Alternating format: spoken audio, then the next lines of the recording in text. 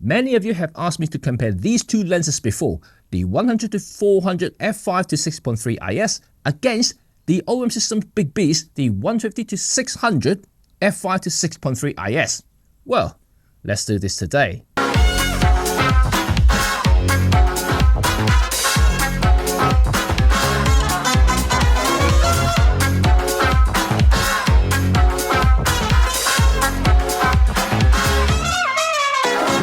Hi, it's Cheng here from RED35 and welcome back to my channel. If you missed my BBC-style wildlife documentary film, the link is right up here. I made that film specifically with these two lenses, so if you're impressed with the photos and the video I generated in that video, yeah, you won't be disappointed. But anyway, today's video is about comparing these two lenses and make sure that you're well informed about which lens you should choose for your next adventure. Before I continue, let's celebrate OM System Week. Yes, you heard that right. This week is OM System Week, which means you're gonna get great cashback offer for a lot of the camera gear, camera bodies, lenses, and accessories. And these two beasts here, yes, is also included. The 100-600 has a whopping £500 cashback, while the 100-400 has £400 off as well.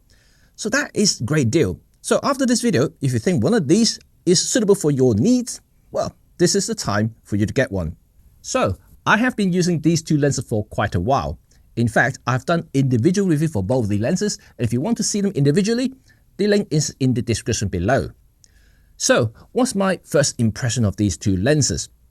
Well, I have to say, very, very impressed, only because I have never ever done these sort of ultra long focal lengths before. When I first started photography, these sort of focal lengths were almost unheard of because they are either unaffordable or just unattainable. Some of these lenses were so rare and also reserved for high-end professional sports photographer and wildlife photographers, and they aren't really readily available for consumers to buy. So these days we are quite lucky and spoiled to have these sort of options for you to choose at a relatively affordable prices.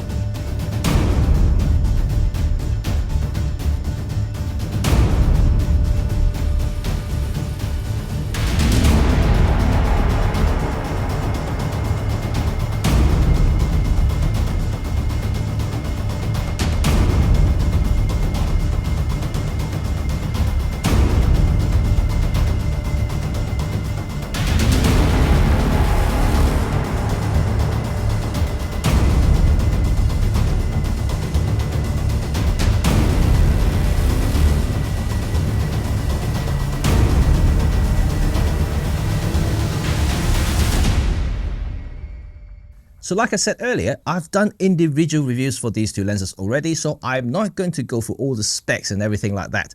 In fact, I'm going to just show you examples so you can judge by yourself how they perform in your eyes. But more specifically, I want to tell you a little bit more about my experience with these two lenses and why I think one is better than the other. So let's go through the build quality first. The overall build quality of these two lenses are simply great. You won't be disappointed in either of them. But if I have to pick one, it would have to be the 150-600 zoom lens. It just feels a little bit more substantial. It feels a little bit more solidly put together. It just feels a little bit better compared to the 100-400. Not that it is bad, like I said already, this is really good lens here, but you have to compare these two lenses like I usually compare with camera body, for instance. The 150-600 feels more like the OM1, and the 100-400 feels a little bit like the OM5. So you kind of get the idea there. Both of these two lenses have a lot of buttons, including the focus limiters, the AF/FM switch, and also image stabilization on/off switch, together with a lock button to lock the lens while in transit. And also have these massive, and I mean massive, zoom ring and focus ring, which is great for control overrides. Operational override really depending on how you normally use your lenses and what type of photography and filmmaking you do. For instance, Tracy much prefer the placement of the focus ring on the 100-400 and not so much on the 150-600, because the 100-400 is at the front while the focus ring is on the back for the 150-600. I have no problem using either of these because generally I just use AF. I only use manual focus when I need to do some cinematic racking focus, while Tracy, she just really uses manual focus all the time, so I guess that's why she preferred it at the front. So once again, there's no right or wrong. It really depends on what sort of thing you do and how you normally operate your lenses. So there are a couple of things you need to consider before you hit the buy button. And first of all is the weight. Without a doubt, the 150-600 is a big heavy beast. Well, just by looking at it, it's double the size of the 100-400 already. And so is the weight. So I would say that this big lens here is really for something like the BBC documentary style film that I just made. If you need that range, you need that optical magnification while standing far away from the subject, this really is the lens for you, which I'm going to come to that in just a second anyway. So it's really for that. However, if you're more travel minded, the 100-400 really is a good option. I would say, even a smaller body like the OM5 would work quite well with this. Then don't forget that it does also have a tripod collar, which is Arca Swiss compatible, so you can use any monopod and tripod on the market without any plates. This is quite good on its own already. So this is travel friendly, this is not. So it really depends on your type of project that you want to do or what sort of thing you normally do, for instance, then you can, try to work out which one is for you. So the second thing is the zoom range. Right. Yeah, I don't have to say anything. The 150-600 is simply crazy. It is unheard of. In the full frame world, this is 300-1200. And remember what I said earlier in the video? This is unattainable and affordable back in the old days. And now you can actually get it for more affordable prices. A lot of people have been adapting the Sigma equivalent, the 150-600 Sigma lens, onto Micro Four Thirds bodies via an adapter. I can see some people taking some fantastic shots on it. However, I have to reiterate something that you are missing right there is the Sync IS. Operating with this sort of focal length without any Sync IS is going to be very, very challenging. And I can say that because I've been trying to use the 100-400 on the OM1.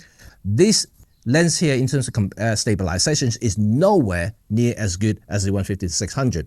So if I'm struggling with the 100-400, I will be even more struggling with the 150-600 without the Sync IS.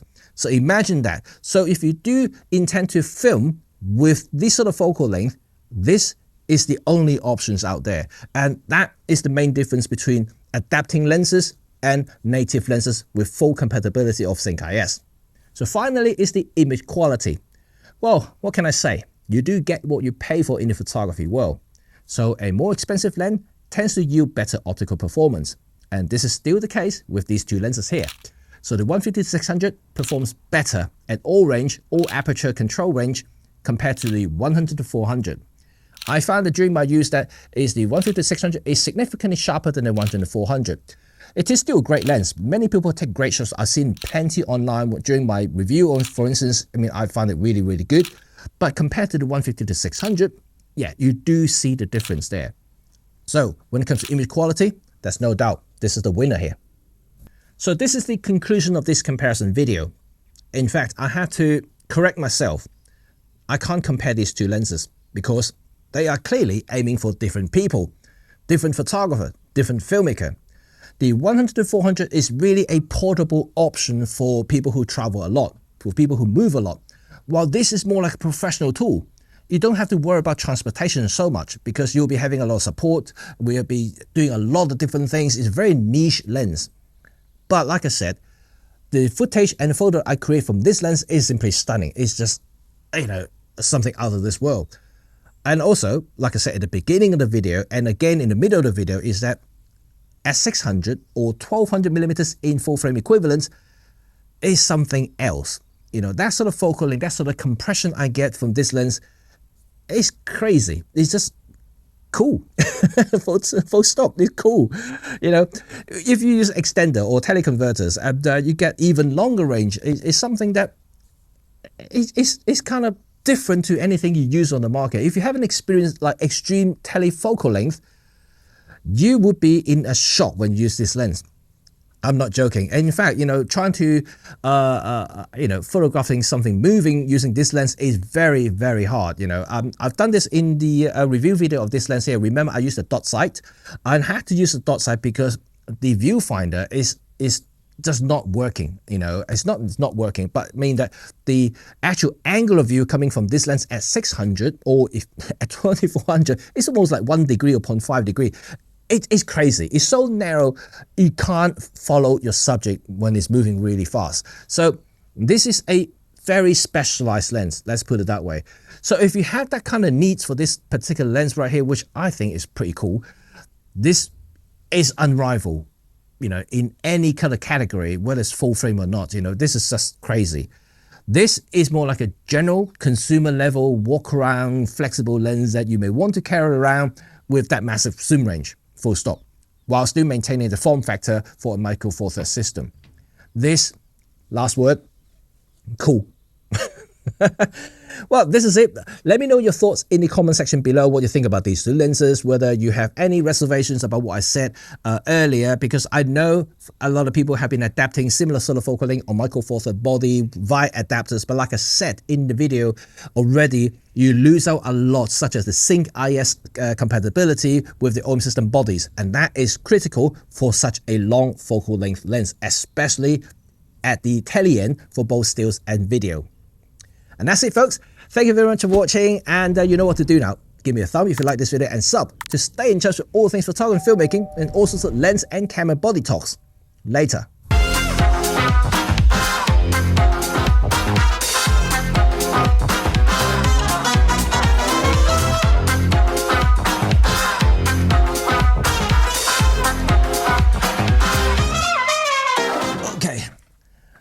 Right, welcome to the bonus sections, and yeah, I said what I meant, because I think people have misunderstood about a couple of things, especially on the 150-600. You know, I know people already quite happy with the 100-400, but when I reviewed this lens, people were, you know, jumping up and down about, oh, it's so big, it's so heavy, it's so expensive, da da da.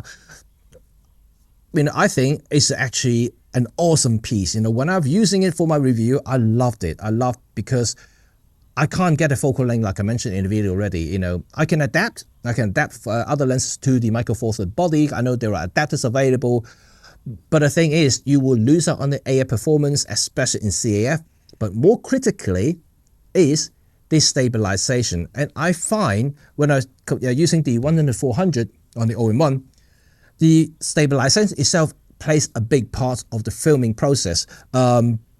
This thing is still very stable when the Sync IS was working together, even at 600. Okay, there is a little bit of jittery here and there because you are compensating a lot of shakes. Don't forget that. So without monopod, it's still going to be a very challenging thing to do. But, you know, compared to the 100-400, this is the next level stabilization. And if you lose that, you know, if you use an adapted lens, for instance, just having a lens IS on or the body IS, you can lose out at least 2 to 3 stops of performance there. And that is critical for a lot of things you do. It's going to be a make or break situations there. So people may not understand that part of it. And I think for that alone, which you need for operating this lens properly, this is one of a kind. I think that for me, you know, given a choice, I would pick this lens instead of this. I mean, I already have the 40-150 2.8, for instance, so I can actually use the 2x converter to convert that lens into 80-300, which is closer to 100-400 lens. So I don't technically need this lens, but this is something else altogether. So I would pick this lens way over this one here, although this is more like a lens talk about these two lenses there. If you haven't got the 40-150 or anything, or thinking about getting either of these lenses here, this will be my thinking behind it. But if you're more travel-minded, this is still great options. You know, this is really fantastic option, and also way more affordable, given the fact that now they have the OM System Week cashback discounts here. So these two are actually heavily discounted. So I think if you are really thinking about getting either of these, I think this is the time to get it before Christmas time. Excellent. Anyway, I hope you guys enjoyed this video and like what I said here. Do give me some comments in the comment section below, and let me know your thoughts about them. Whether you agree or not about what I said about this lens right here when it comes to IBIS and also optical performance there. But you've seen the results from the kind of wildlife filming that I did in the previous video. If you like that sort of footage, like those quality in stills and video, that's mostly coming from this lens, and there are some footage that was shot with this, which for Chasey was mainly filming with this lens. So I think, you know, you're not going to be disappointed in either of them, but given a choice, like I said, one last time, this will be my choice. Anyway, thanks a lot for watching, and I will see you all very much. See you all very much. See you all next time. I don't even know what I'm saying now. Yeah, see you all next time. Bye now.